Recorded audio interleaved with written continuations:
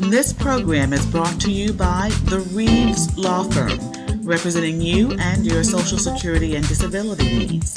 If you have a problem or questions regarding Social Security and disability, call attorney Anthony Reeves.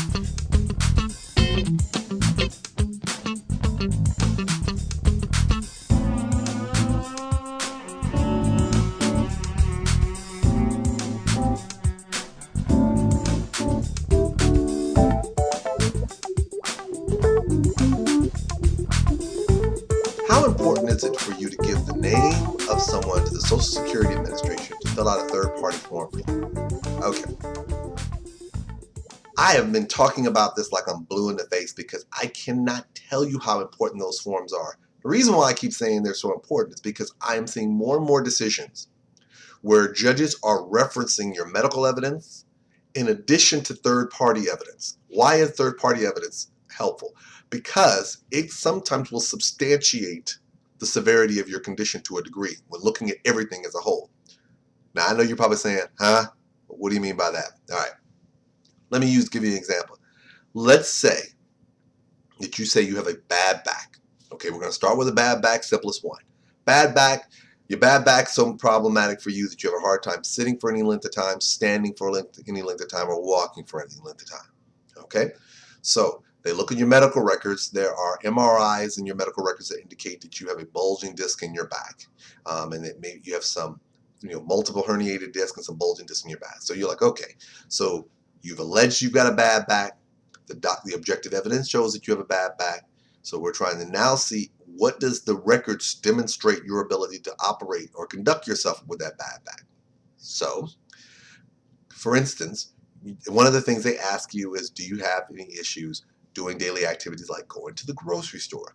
So you put, I go to the grocery store, and when I go, I have to ride in the motorized cart because my back is in so much pain I can't walk around. So then you indicate to them that you're a third party you want them to provide you the name of, and let's say it's your cousin, and your cousin is the one who goes with you to the grocery store. And your cousin puts in there, nope, no problems, you'll take a cart and walk up and down the aisles, and you'll go up and down other aisles. Now, guess what we have? A discrepancy, because on the one hand, you're saying that your back is to such a level that you can't even walk up and down the aisles of a grocery store. Yet, someone who takes you to the grocery store and observes you going to the grocery store has just told Social Security that you walk up and down the aisles with no problems. Guess what? That's called a conflict.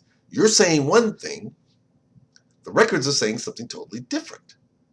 So what do I say when I'm saying that? I don't want anybody here, please don't think I'm telling you, oh, I'm telling you, you better fabricate. You and whoever you get these forms to, y'all need to be on the same sheet of music, all right? That's not what I'm saying. It's not what I'm saying at all.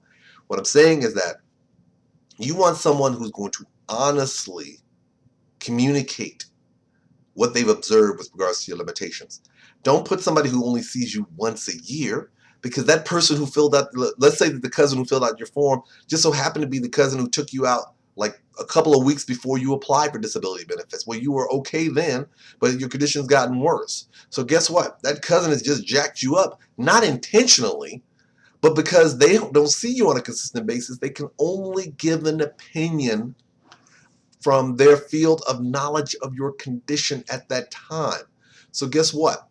Let's say that your girlfriend, you didn't want to bother her because she helps you so much. Instead of asking her, you asked your cousin. Well, wait a minute. If your girlfriend, let's say your girlfriend lives with you, why would you not ask your girlfriend who lives with you and can give an accurate description of your limitations? Why would you not use her and use your cousin you only see once a year? Well, my cousin's known for a long period of time. No. It's not about who knows you the longest there, boo-boo. The idea is who has observed your condition enough to be able to articulate what they have observed. Nobody's asking them to diagnose you. Nobody's asking them to give a detailed discussion of all of your impairments and review your objective medical evidence. They're just asking them, what do they see?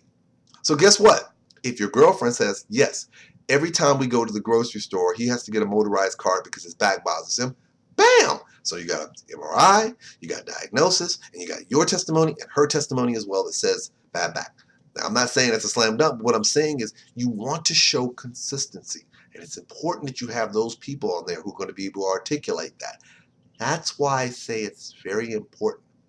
When you are asked to provide the name of a third party, take your time to identify someone who can give an accurate and a detailed account of what they've seen regarding you in terms of how you conduct yourself and how your condition affects your ability to do things.